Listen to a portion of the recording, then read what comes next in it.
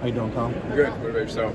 Good, good. What's the journey been like for you from St. Joseph's Prep to this point here and potentially getting to the NFL? Yeah, it's been a little bit of a wild ride.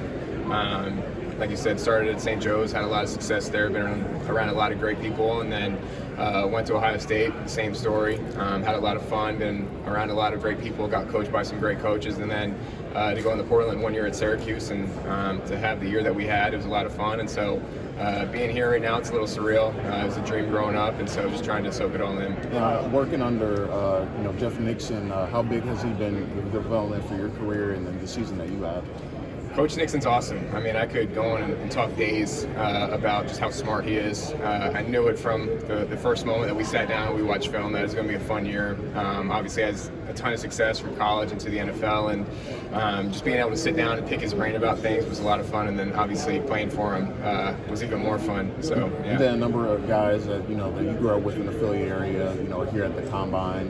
You got Will Howard, who's at Downingtown. How cool is it to have two quarterbacks from the Philly area and representing and doing it on the biggest stage? Right. I mean, I think there's always been talent there, and so now it's cool to see guys like you said, myself and Will, and then there's going to be a few more guys coming up to go on and have success at this level. And so, like I said, I think there's always been talent there, and so now it's cool just to see us, get recognized. What was the best thing about playing at Syracuse last year?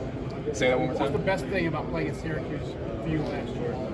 I mean, I knew regardless of if I was at Ohio State or Syracuse, I was going to make a big jump from year one to year two. I was very confident in that. And so I think having a year of experience starting at Ohio State under my belt, I don't think you can get much more prepared than that. I mean, that's a great experience. And so just using that and learning from it, I was super critical watching myself from Ohio State and attacking the areas that I need to improve upon. And, just the success that I had last year really wasn't a surprise to me.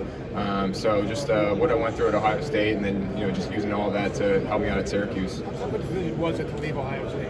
Yeah, no, it wasn't easy. When you pour 3 years of blood, sweat, and tears into a program, and you create a lot of great relationships there with the players and the coaching staff and the support staff. It wasn't an easy decision to leave, but I think it worked out for me. It worked out for them. So I think all around it was the right thing to do. How much did you watch their championship run?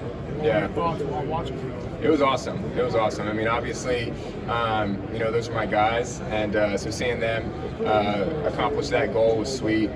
Knowing how bad they worked for it, and so, like I said, I mean, I had a great year, and they had a great year, and so, it was just cool to see everybody win. To be honest. The decision to leave, how quickly did that all come into play? I mean, after we lost to Michigan, it really wasn't on my radar at all, to be honest with you. It kind of transpired pretty quickly over that weekend, the conference championship weekend. And then I know most guys get into Portland know where they're going to school. That wasn't the case for me. Like, I got in, had literally no clue where I was going to end up. And so put my name in the portal at midnight on that Monday. And then Coach Fran was sitting in my living room the next day. So the turnaround was pretty quick. And it's like, college or high school recruiting on steroids, because you have to make your decision in a week or so. So, yeah, I mean, it was definitely a wild ride. What was the conversation with Ryan like leading up to that decision? Yeah, I mean, obviously, it wasn't an easy conversation, and he's someone that I respect a ton, and so I'm going to keep the details of all that kind of private, but like I said, it was cool seeing him win, and then I know that RJ Day, actually his son, reached out to me and congratulated me on a great season as well. So I know people try to make it seem like we hate each other or whatever, but that's not the case at all. So I know I was rooting for him all season long, and I know he was rooting for me as well. I know that Ryan Day likes you, respects you, as a player and a person. Was it just not maybe a great fit, or at least maybe not the timing was right? How do you kind of look at that? Yeah, I mean, I'll be the first person to admit, I didn't play my best football at Ohio State, and I knew that. And, I think a lot of the mistakes looking back on it was just, year one starting mistakes, which, was kind of, I wouldn't say expected, but, not the craziest thing in the world. And so, like I mentioned earlier, when I went back and I was watching the film, coming into like this time last year, I knew all the mistakes were correctable, and so I really attacked it. I was, completely, honest with myself and knew what I needed to improve upon, and so that's exactly what I did. It was a nice playing in a place where they care. It's not the fishbowl that Ohio State is.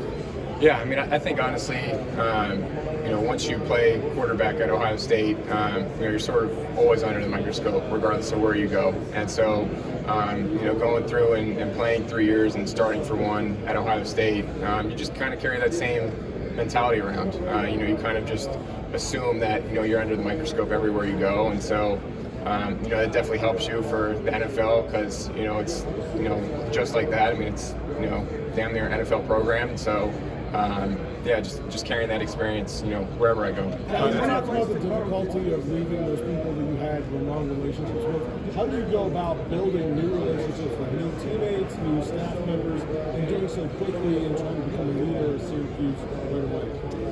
The most important thing for me was just to showcase my work ethic off the bat. And so whether that was being the first guy in the weight room and the last guy to leave or watching extra film, whatever it was, just making sure my teammates see that.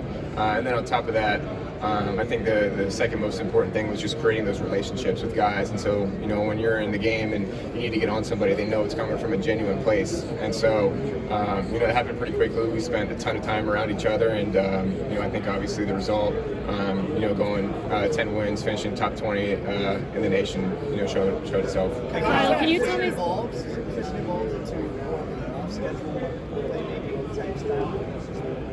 The league now. How do you think the definition of holding the ball too long? Holding the ball too long, you said? Yeah, I mean, I think when you're in the pocket, there's definitely a benefit to getting the ball out on time. Making the defense swarm to a 4-yard catch, and a 4-yard catch can turn to 7, 8, plus yard gain. And so there's definitely benefit to that. But at the same time, you watch the biggest plays in the biggest games. A lot of them are off-schedule plays, and so if the read's not there, you go 1, 2 to 3, and it's not there. If you can get out and extend plays and make the DBs cover for 6, 7 seconds down the field, the success rate of an explosive goes through the roof. What have you thought about this draft process? What's that? Top 3 favorite TVs to watch in the league? I'd say I like watching Burrow a lot. CJ Stroud, because obviously I was with him at Ohio State. And that's hard not to say. I'd say it's a tie between Mahomes and Allen. Those would probably be the two that's a tie. Kyle, can you tell me something that you're passionate about off the field? Golf. Golf? Yeah, Okay. I love the golf. Mecca Buka and I started golfing, I think, our sophomore year at Ohio State. And so that's kind of been my thing off the field ever since then. And then you're doing some Madden stuff this weekend. What do you think your rating should be? If I get 70 plus, I'm happy with that for year one. What have you thought about the draft process and how teams look at you and kind of how they go about looking at quarterbacks in general? Yeah, I mean, I'm confident in what I put on tape all year long, and so the draft process, it's a wild ride. Just in terms of meetings and training and workouts and coming to events like this, it's definitely a wild ride. So I've just been trying to enjoy it. Obviously, it's you only get to do it once, and so just having fun with it, and that's the biggest thing, just being in the moment and enjoying it. Kyle, what's the hardest? Did you know that Will Howard growing up in the Philly area? A little bit. So he's from outside of PA, and then I was from Jersey. So we crossed paths a little bit, but not too much. Kyle, Have you talked here much? What's that? Have you talked here? Yeah. So we talked at the Manning camp because we had a little bit of a relationship before that. So we talked at the Manning camp before the season started, and then this was the first time since the season I've seen him. What did you think of how he played? And was there ever a time last year you thought could be me? Yeah, I mean, I think he played great down the stretch. I mean, it's hard to argue a national championship, and I think he got better as the season went on, and it seemed like he played his best football in the biggest games. Kyle, what was the hardest part about being a first-year starter, and then what got easier in year 2, and how much can confidence help? I think the hardest thing about being a first-year starter is you kind of are learning by trial and error, and your errors are in front of millions of people, and you're learning on the fly. You're learning, in game, and you're learning how to bounce back from an interception or a misread or whatever. It's one thing to do it in practice, but it's another thing to do it in front of 100,000 people and a top 10 matchup.